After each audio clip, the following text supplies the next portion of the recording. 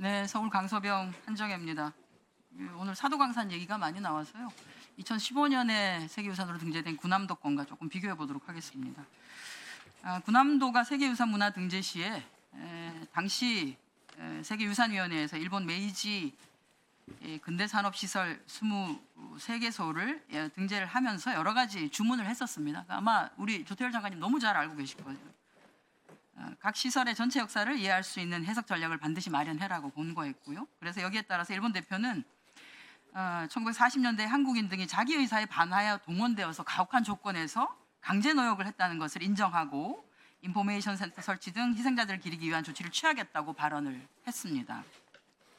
저렇게 발언을 했지요. 자신의 의지에 반해서 끌려와 강제 노동을 당한 한국인 등 희생자들을 기억하기 위한 정보센터 설과 같은 적절한 조치를 취하겠다. 여기에 답변해서 당시 제2차관을 맡고 계셨던 조태열 현 장관께서 한국은 일본의 조치 이행을 신뢰하며 합의 결정에 동참하겠다. 그에 더해서 불행한 과거의 역사적 진실도 반드시 반영되어야 할 것이라고 발언을 했습니다. 이렇게 해서 세계문화유산으로 등재가 되었습니다. 그런데 이제 2017년에 제출한 이행경과, 왜냐하면 이제 이렇게 이행한 게 있었으니까요. 2017년에 일본이 이행경과 보고서를 제출합니다. 근데 거기에는 뭐라고 쓰여져 있냐면 일본의 산업을 지원한 한반도 출신자들이라는 표현을 사용하고 있고요. 또 싱크탱크로서 도쿄에 인포메이션 센터를 설치하겠다는 기존의 약속하고는 전혀 맞지 않는 내용을 서술해서 이행경과 보고서를 제출합니다. 그래서 2018년 6월에 다시 한번 세계유산위원회가 결정을 합니다. 저렇게 2015년의 결정문을 기억해라. 그리고 일본은 해당 결정문을 충실하게 이행해라. 그리고 이렇게 하기 위해서 당사국인 한국과 지속적으로 대화해라. 그리고 전체 역사 해석에 있어서 국제적 모범 사례를 고려해라라고 강력하게 독려하고 위 업데이트된 이행 경과 보고서를 2019년 12월 1일까지 제출해라라고 요구를 합니다. 그런데 그 뒤에 2019년에 일본이 한국하고는 전혀 대화하지 아니하고 일방적으로 보고서를 작성해서 제출합니다. 그리고 2020년 3월 달에 도쿄에 그 인포메이션 센터가 설치가 되죠. 그에 따라서 당시 2020년에 6월 외교부에서는 이렇게 입장을 발표합니다.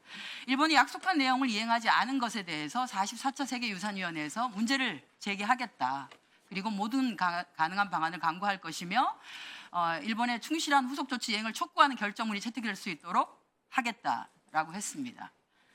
실제 2020년 7월 달에 세계유산위원회에서는 저렇게 결정문을 도출합니다. 일본이 유네스코 세계유산으로 등재된 군함도 등 근대산업시설의 역사를 제대로 알리라는 세계유산위원회의 권고를 이행하지 않는 것에 대해서 강하게 유감을 표명한다라고 하는 결정문을 냈습니다. 뒤에 앉아 계신 분들 2020년에 외교부에 있었던 분들이시잖아요. 2015년에 군함도가 세계유산으로 지정되고 난 뒤에 일본이 약속을 지키지 않아서 그 일련의 과정들을 왜 약속을 지키지 않느냐고 해왔던 후속 조치들을 해왔던 분들이시잖아요. 그죠? 2022년에는 해외문화홍보원에서 저런 것도 냅니다. 우리가 사도광산 유네스코 등재를 반대하는 이유, 약속을 지키지 않기 때문에. 그런데 이번에 이제 사도광산 관련해서 8월 8일 날 대변인 브리핑을 합니다. 우리는 강제라는 단어가 들어간 요구했는데 일본에서 거절했다, 수용하지 않았다라고 했죠. 그럼 정부의 입장은 뭐냐? 여러 차례 계기로 우리 정부의 입장을 말씀드리고 설명드린 바 있다는데 도대체 저는 뭘 설명하고 입장을 양해를 구했다는 건지 알 수가 없습니다. 우리 상임위원회에 혹시 따로 설명을 들으신 위원님들 계신가요? 사도광산 등재 결정 관련 외교부 보도자료 보면 저렇게 돼 있죠. 이제 오늘 장관께서 계속 말씀을 하시는데 오늘 제가 여기서 일본 외교부 홈페이지 들어가가지고 그 원문을 찾아봤습니다. 저기에 일부 나와 있는 건데요. 그러니까 세계유산위원회에서 사도광산이 등재되는 것이 결정되고 난 뒤에 일본 대표가 한 발언이 있죠. 그 쭉 발언. 그 중에 한 구절을 저기다가 해놓은 겁니다. 일본은 한국인 노동자들이 처했던 가혹한 노동 환경이라고 했습니다만 실제로는 그렇게 발언하지 않았더라고요. 오히려 강제 문구는 하나도 없고요. 1944년 9월에 징용이 조선반도에 도입이 되었다. 징용은 법령에 근거한 것으로서 노동자에게 업무를 의무로 하도록 만든 것이었는데 실제 조선에서 온 노동자들이 다른 노동자들보다는 더 가혹한 업무, 좀 더 어려운 업무를 한 것은 맞다라고 하는 것들입니다. 그럼 사도강산 세계유산 등재 관련해서 일본의 대응을 우리가 예상하지 못했나? 아니죠.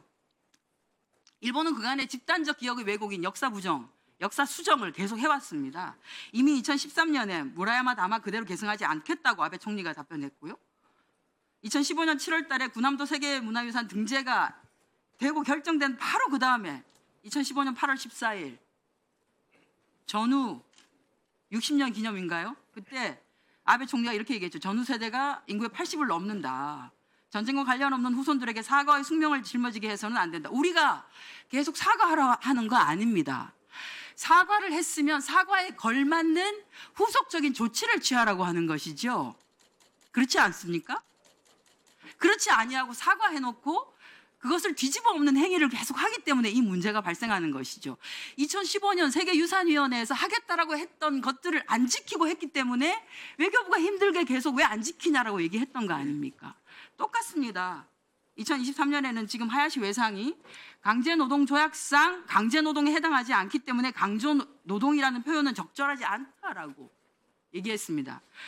그리고 2023년에 일본 초등학교 문부성이 교과서를 검정하면서 이미 독도 일본 고유의 땅이다라고 하는 거 주장하고 강제징병과 관련해서는 강제성이 있다는 논조를 바꿔서 지원했다. 일제강점기에 많은 조선인들이 자발적으로 일본군에 입대한 것처럼 아예 학교 이제 교과서도 다 바꿨습니다. 이게 바로 대통령께서 일본을 방문하고 나서 며칠 되지 않아서 저렇게 검정을 했어요. 2024년에는 중학교 교과서 검정에서 징용과 관련한 노동에서 강형을 빠졌고 위안부 관련해서는 군대를 따져달았다고 하는 일본 정부의 권위를 반영한 방식으로 중학교 교과서를 집어넣었어요.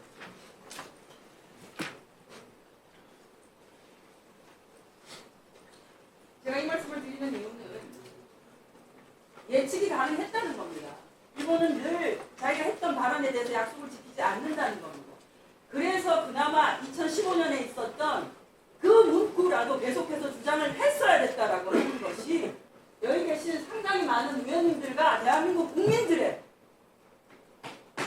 속이에요. 왜? 일본은 또 안 지킬 거니까. 안 지킬 거니까. 그러나 우리는 주장해야 한다. 그래서 집단적으로 왜곡되고 있는 역사적 사실이 계속되는 것은 막아야